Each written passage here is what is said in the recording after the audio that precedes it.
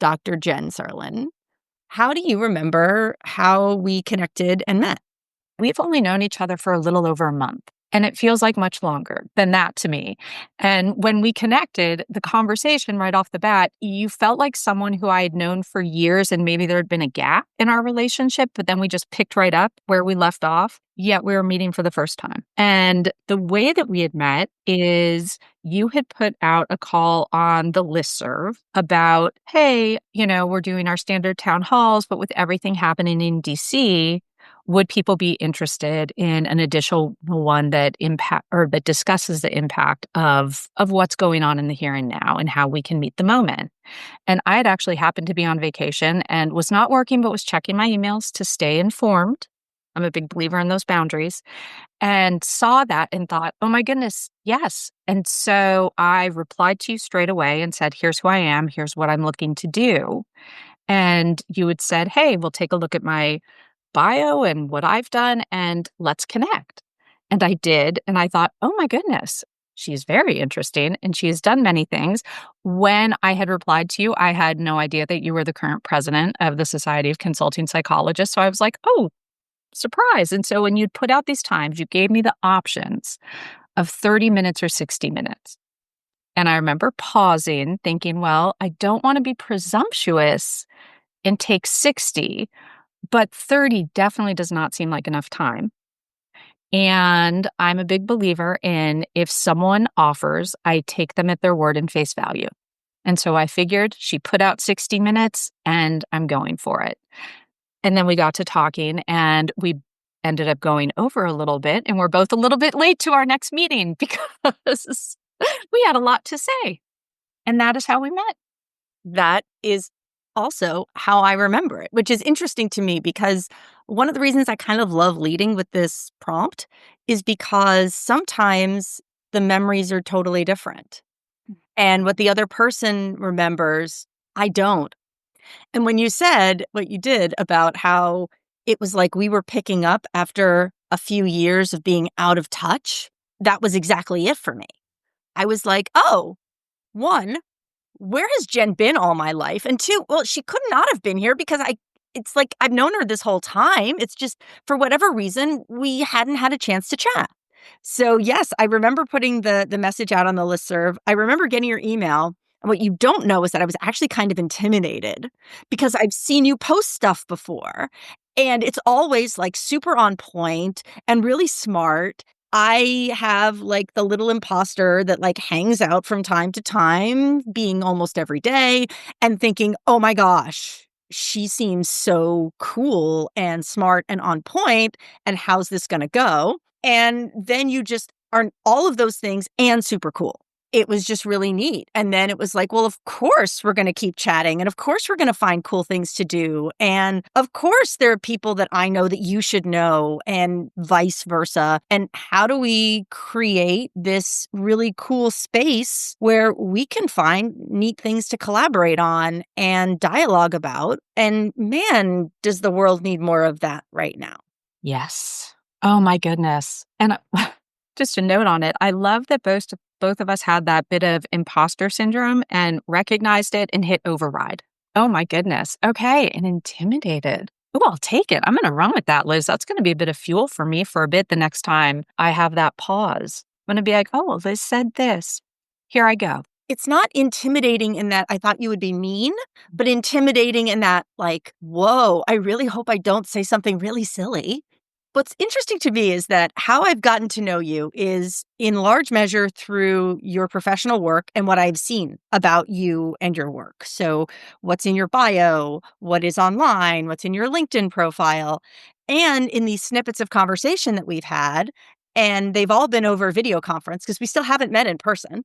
Right? That's so I know, wrong. which is so weird to me. I'm like, no, we were just hanging out. Uh-huh. I've gotten to know wonderful little pieces about you, both personal and professional. And I don't know that I could say, if someone asked me, what do you think Jenn would want to be sure that people knew about her beyond what they would find if they like lightly internet stalked her?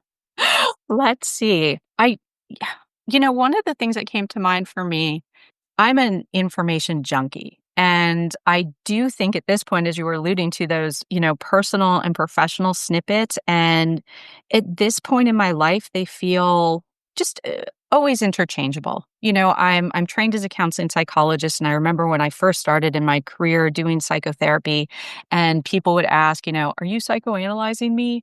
I don't get that as much anymore.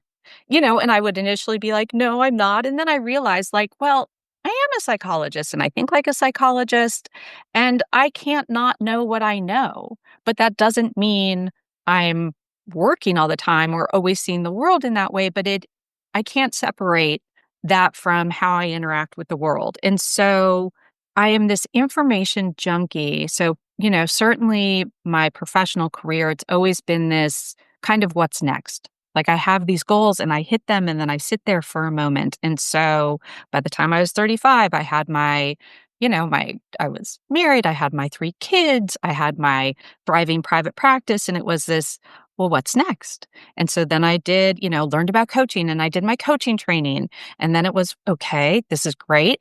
What's next? And then I got into the world of sports psychology and, just sort of adding all of these various things and exploring these different worlds and really enjoying them. And then in my personal life, I feel like it mirrors that. And in that domain, I take more risks, not in the sense of jumping out of airplanes or things like that, but in the sense of, let's see, a little over 10 years ago, I was between stints in physical therapy, and hockey is one of my favorite sports. And I thought, well, I'm going to go learn how to play hockey.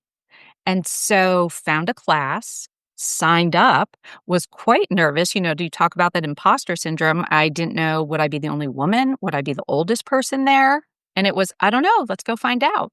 And so went and did the class, and it was so much fun. I had thought ultimate frisbee was the most fun sport. And then I played hockey, and that was incredible.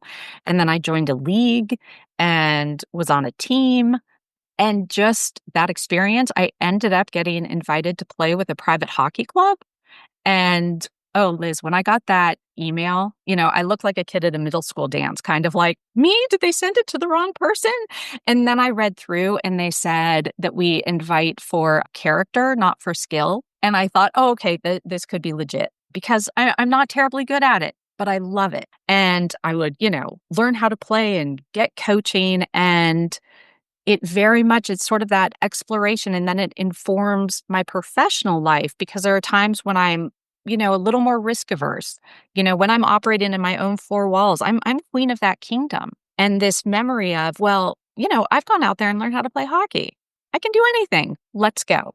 It really just sort of guides me in a lot of little experiences like that. I'm also the person who, when my kids were younger, we do a lot of road trips, and we took 2.5 weeks off. We packed up the car with our camping gear, and I had a rough idea where we were going, but no definitive plan. And, I'm based in Scottsdale. We were driving north, and I knew we were either going to go east to New Mexico or north into Utah. And as we're coming up on the turn, my husband's driving and he's saying, which is it going to be? What are we going to do? And I'm like, I don't know. I'm like, go north, go north. And we just figured it out from there. And so, it comes from this place of being informed. I know how to camp. I know the area to an extent, but it was, let's go explore. Let's see what there is. Let's go find new things. And I trust that it's going to work out because I am coming from that knowledge base, but also jumping in, as we talked about. You are speaking to my soul. The story of my life is, I don't know, let's give it a go. Oh, I know that I have enough knowledge and enough skill, if I have a even fairly decent internet connection, enough of a lifeline that, I'm sure that there's some explanation on YouTube for how to do this. We can figure it out. That has just been the way that I've moved through, has been the way I've connected with people. I don't know how well we're going to get along. I don't know how much we have in common. And we'll just see what happens. And most of the time, what happens is awesome. And I think that is what resonated with me about your spirit more than anything when we first started talking, was that you also share this openness to wonder and possibility. Right. You only make those connections. You only make those discoveries if you show up.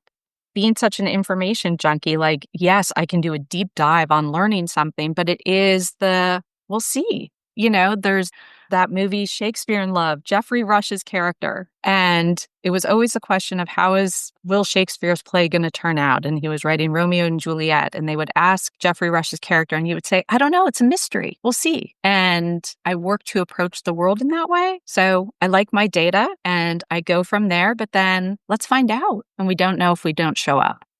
Okay, that's going on a t-shirt. So I know from the conversations we have had so far, and I'm learning how much you love to learn and how you are constantly learning. What is something that you've been lately that has you excited?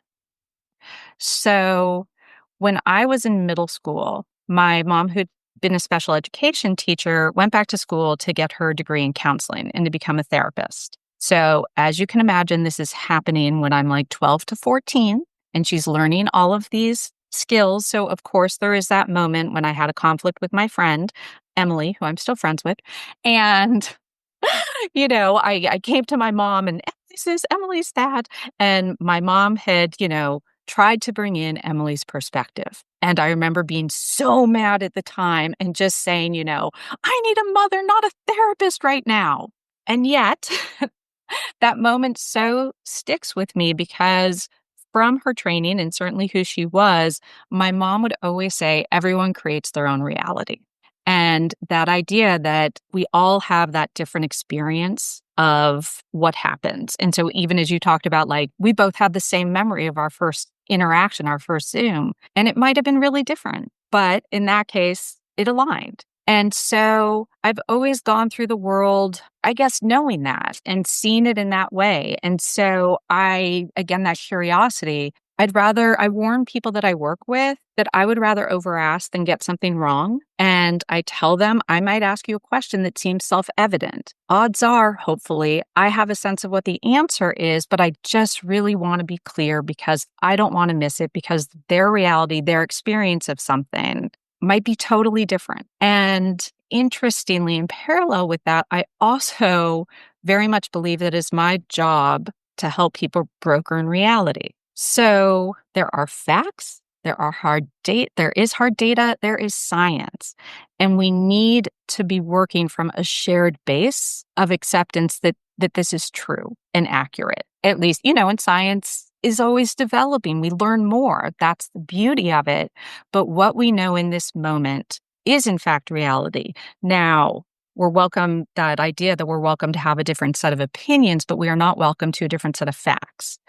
And so the interplay between these two belief systems that I have or way of thinking is so interesting in the here and now and plays out all over the place. So with COVID, that was a really big one where talk about information junkie. I've always had an interest in, I guess, viruses and plagues, a little bit of an odd hobby. But if you want to know what's going on with bird flu, call me. I'm your lady.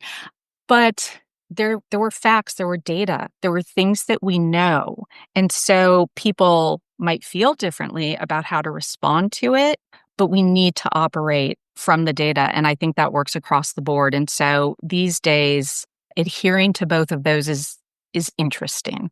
Bit of a euphemism for it. Someone's work in the here and now that I really love is the work on neuroscience and what we're finding with those narratives. So in particular, the work of Lisa Feldman Barrett. I really enjoy her stuff. And that idea that, we have these feelings, we have these emotions, and then we create the narrative and how off that can be, and really being aware of that process, being able to slow down that process.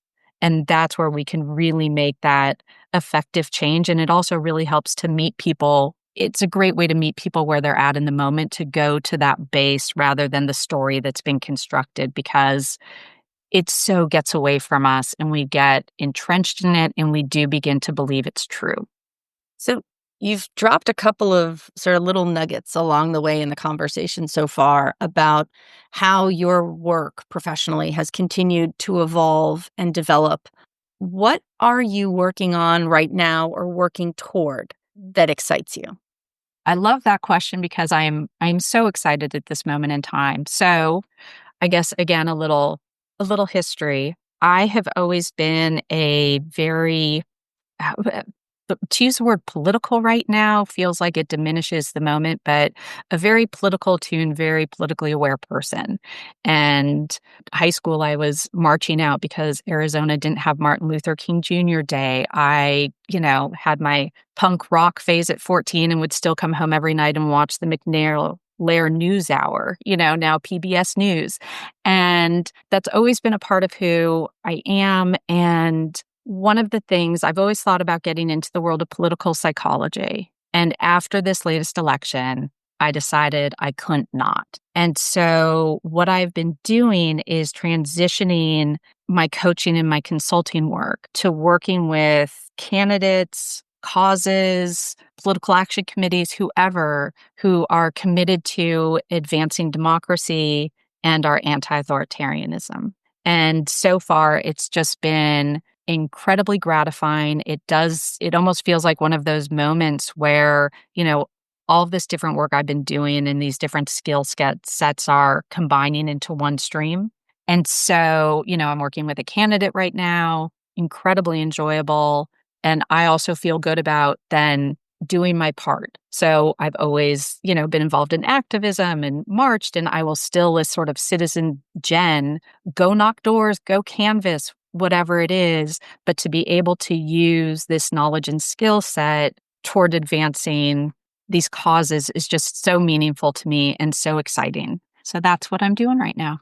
And that was a topic that we both found in common very quickly when we started talking to one another. Because for me, I also realized the threads of my personal and professional life coming together around data sovereignty, which is a very fancy way of saying that I believe that as individuals, as people, we should own our data, that we should give informed consent as to how that data is collected by others and used and monetized and stored and kept secure. We should have not only a say in it, but we should have ownership over that because it's ours. And we should also have systems that are structurally immune to centralized power grabs and abuses and authoritarian overreach. We should have systems that are built to center humans.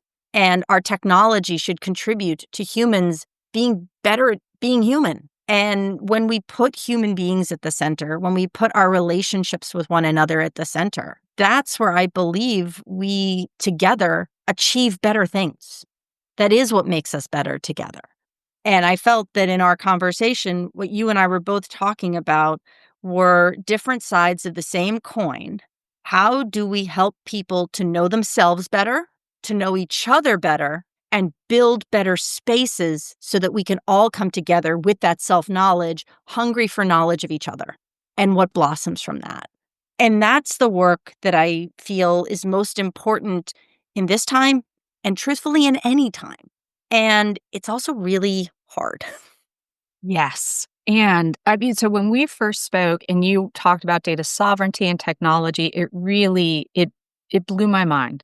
I had not thought about it in that way, and I continue to think about it and marinate, and I'm now seeing, all this information that was out there about it that I did not see before. So thank you again for putting that on my radar.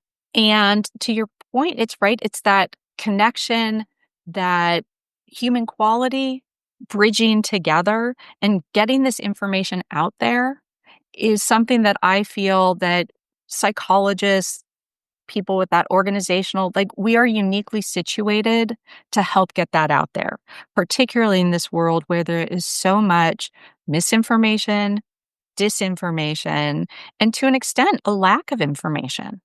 What is really happening, what has the biggest impact in our lives. And so, how we can help get that information out there in a way that people understand it. We were talking about that constructivism and the narratives, and we need to help these people, causes, organizations bridge that gap and get what they're doing out there in a way that people can receive it, understand it, and do something with it, because I think there's a real disconnect. I hear people like with data say not infrequently that idea of like, well, I don't have anything to hide. and helping them understand that's not the point. Who is it right now? Like, who are the folks that you want to be talking to right now? So many, Liz, so many people. Okay, let's see. So certainly, as I said, the people like you with that shared vision, that shared goal of that pro-democracy, anti-authoritarianism, and the different ways to get there. As I said, you really expanded my world. I'm moderately colorblind, and the conversation we had reminded me of when I got those colorblind glasses. And I didn't know what I was missing. And it was just this, whoa, that's out there. So for me, and again, fitting with that information junkie, learning more, all the different ways that we can advance those values that I really do think serve us all. I'm so much a believer in a rising tide lifts all boats. Getting that more information from different people with different skill sets, knowledge base areas. I would really love to be talking to more colleagues who are also interested in doing this work because I do think, again, we have this really unique skill set. And so let's band together and get it out there and help make this happen to meet this moment in time. And certainly, I'm also interested in talking to people who are in those positions of power and to help them get out there and make the change that they want. That so many people are missing this moment. I would say that they are operating on old data sets and they're not looking at what is and how to respond most effectively because what they've previously done has not gotten through. How to help them in whatever way get updated to this moment and then how to best serve maybe their constituents, best advance their cause. That's who I want to be talking to. And, right now I'm doing a lot of work locally and also giving some talks on coping with political societal distress. That feels really gratifying. And, I think of that old adage, I think it was from the 70s, think globally, act locally. And so I'm very much acting locally right now, but it does feel like the beauty of our modern connected world, back to technology, is that I can do both and I can also act globally. And so expanding my sphere into that realm is something that I would like to do as well. Every time I talk to you, it feels like there are these full circle moments. Yes. Love that. Right? And it leaves me so excited for what's next. What is next? Yeah, what's our next conversation going to bring? And yes, and where can we intersect in the world in person because it needs to happen. It needs to happen. Mhm. Dr. Jenn Serlin, thank you so much for coming along with me on this. Oh, well, thank you for having me. It is an absolute joy to know you, and I'm really glad to have been here today. Thank you.